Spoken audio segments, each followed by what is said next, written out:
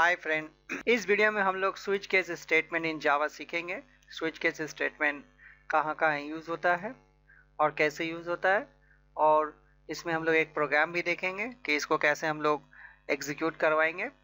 तो आगे बढ़ने से पहले इस चैनल को सब्सक्राइब करना और वीडियो को लाइक करना ना भूलें। Thank you. Instead of using if, else, if ladder, we can use switch case statements. The switch case statement used when multiple options available. A switch case work with primitive data types. तो ये primitive data types के साथ use करते हैं and also work with the enumerated data types too. So enumerated data type के से हम लोग भी यूज करते हैं। तो switch case जो है generally the switch case used as a literal or constant. Okay. Case must be unique. यहाँ पर केस जो है मस्ट बी यूनिक होना चाहिए। तो जैसे हम लोग यहाँ पर स्विच केस अगर हम लोग लिखते हैं, यहाँ पर अगर कोई भी चीज़ अगर लिखते हैं से सी का वैल्यू लेंगे, तो यहाँ पर जो है वैल्यू यूनिक होना चाहिए। लाइक से केस 1, ये केस 2, इस ढंग से वैल्यू जो है यूनिक होना चाहिए। With JDK 7 and afterward string literals constant वगैरह भी हम लोग स्विच के साथ यूज कर सकते हैं।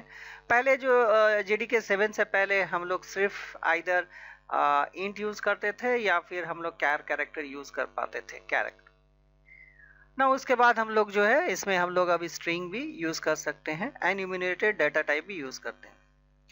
The value passes from switch can be have any integer value after case keyword and can take any order of the values.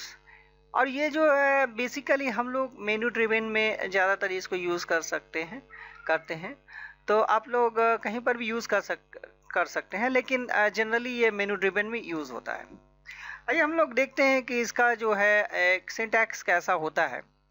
सो यहाँ पर हम जो वैल्यू लेंगे एज ए एक्सप्रेशन लेंगे। यहाँ पर से मान लीजिए कि अगर हम डे लेते हैं, से हम यहाँ पर अगर डे 1 लेते हैं, तो अगर हम प्रिंट कराना चाहते हैं से डे 1 इक्वल टू संडे, तो यहाँ पर केस 1, देन यहाँ पर जो केस कोड ब्लॉक है, यहाँ पर हम कोड लिखेंगे लाइक से system dot out dot println. अगर हम लिखते हैं यहाँ पर से print Elon Sunday,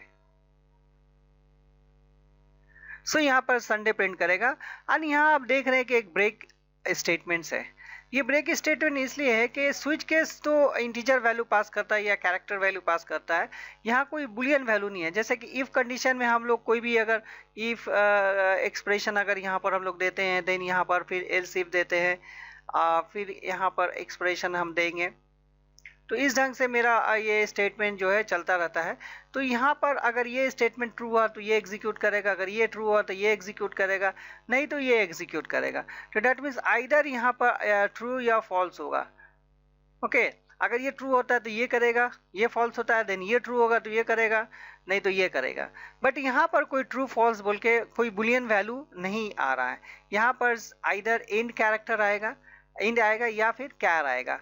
okay, now JDK 7 के बाद जो स्ट्रिंग भी आता है, स्ट्रिंग लिटरल भी आता है। सो इसीलिए यहाँ पर ब्रेक स्टेटमेंट दिया गया है कि एक केस एग्जीक्यूट होने के बाद केस का एक ब्लॉक, जैसे ये पहला केस 1 है, इस कोड ब्लॉक यूज होने के बाद जो है वो यहाँ से इस स्विच केस ब्लॉक से बाहर निकल जाए। तो हम लोग एक नेक्स्ट स्लाइड में हम लोग देखेंगे स्विच केस का एक प्रोग्राम। सो यहाँ पर आप लोग देख रहे हैं कि हमने एक यहाँ प्रोग्राम बनाया हुआ है, that is public class weekdays. तो यहाँ पर हमने एक क्लास का नाम दिया weekdays, then public static void main string args, देन हमने एक स्कैनर लिया है वैल्यू इनपुट करने के लिए, एंड ये वैल्यू जो है वो डे के अंदर में इनपुट होगा। डे एज अ वेरिएबल यहाँ यूज हो रहा है, एज अ लोकल वेरिएबल्स।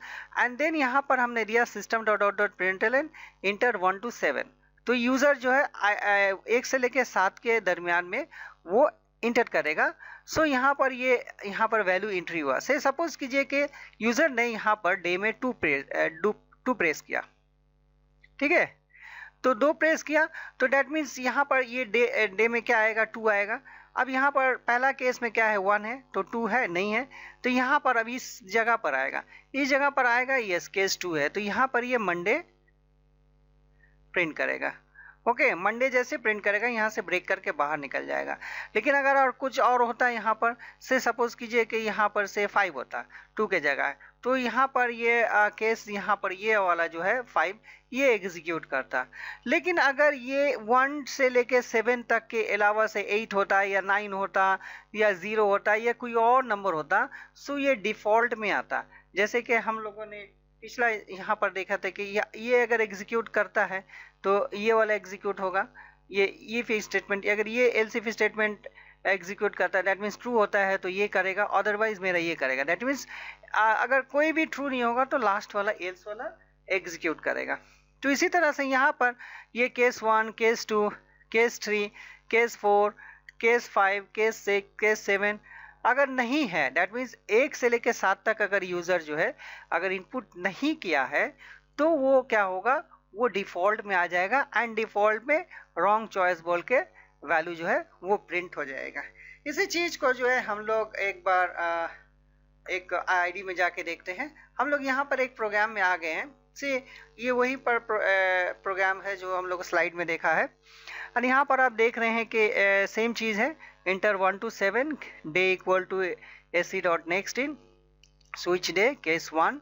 तो अगर केस 1 होता है संडे, केस 2 होता है तो मंडे, केस 3 होता है तो वाइस वर्सा, इसी ढंग से वो 7 तक जाएगा। आइए इसको कंपाइल करते हैं। कंपाइल करने के बाद जो है सो हम लोग इसको रन करने की कोशिश करते हैं एंड देन यहाँ पर जो है वैल्यू आए इंटर 1 to 7।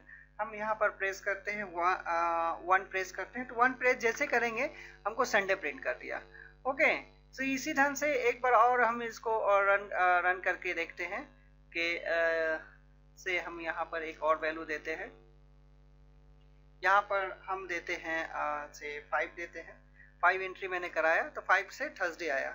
एक बार और रन करते हैं एंड उसमें जो है हम 8 देते हैं। दैट मीन्स जो वैल्यू मेरा 1 से लेकर 7 के अलावा जो है वो हम यहाँ पर देते हैं। उसके बाद हम लोग देखते हैं कि वैल्यू क्या आता है। सो यहाँ पर जो है हम 8 लेते हैं। 8 जैसे लिया आपने देखा यहाँ पर रॉन्ग चॉइस आया गया। तो इस ढंग से हम लोगों ने देखा स्विच केस कैसे काम करता है। स्विच केस बेसिकली हम लोग स्विच केस वहाँ यूज़ करते हैं ऐसा जहाँ पर वैल्यू जो है 1 2 3 4 5 इस ढंग से वैल्यू आता है, या फिर A B C D इस ढंग से आए, या फिर अगर मान लीजिए कि कोई साइन अगर आता है ऐसे यहाँ पर अगर मेरा माइनस साइन आए या फिर प्लस साइन आए, इस ढंग से अगर कोई कैलकुलेटर का अगर हम यूज़ करते हैं, कोई कैलकुलेटर बनाते हैं या डिवाइड का साइन है या मॉडुलस साइन है, तो ये सारा कैरेक्टर एज ए कैरेक्टर यहाँ ले लेते हैं सिंगल कोट में।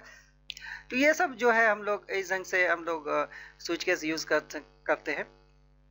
तो उम्मीद करते हैं कि आपको ये स्विच केस स्टेटमेंट समझ में आया होगा। और अगर कोई क्वेश्चंस होगा तो आप प्लीज़ कमेंट बॉक्स में ज़रूर बताएं और इस वीडियो को प्लीज़ लाइक करना ना भूलें। Thank you.